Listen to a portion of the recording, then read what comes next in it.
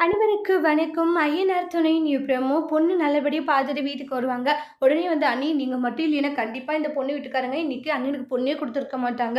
நீங்க தான் எல்லாரையும் நல்லபடியா செட் பண்ணி கூட்டிட்டு போனீங்கன்றாங்க. நடேசன் உங்ககிட்ட கொஞ்சம் பேசணுமான்றாங்க. என்ன விஷயம் சொல்லுங்க மாமான்றாங்க. உண்மையிலேயே வந்து நீ இந்த வீட்டுக்கு வந்த பிறகுதாம்மா இந்த வீடு ஒரு வீடாவே இருக்குன்றாங்க.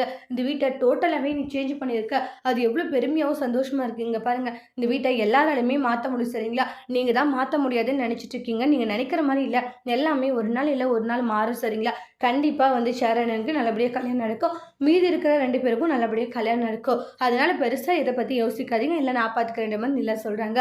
சோழனுமே சந்தோஷப்படுறாங்க. பாண்டியன் இருந்துட்டு, "டேய் சோழா உன்னுடைய வாழ்க்கையில உருப்படியான விஷயம்னா, நல்ல ஒரு பொண்ண பார்த்து கல்யாணம் பண்ணிட்டு வந்திருக்க. அதுதான்" அப்படின்றாங்க. "என்னடா அப்படி சொல்ற? உண்மையிலேயே வந்து அவங்க வந்த பிறகு தான் இந்த வீடே மாறி போயிருக்கு. உண்மையிலேயே இந்த வீட்ட பார்க்கும்போது எனக்கே அவ்வளோ சந்தோஷமா இருக்குன்னு" பாண்டியன் சொல்றாங்க.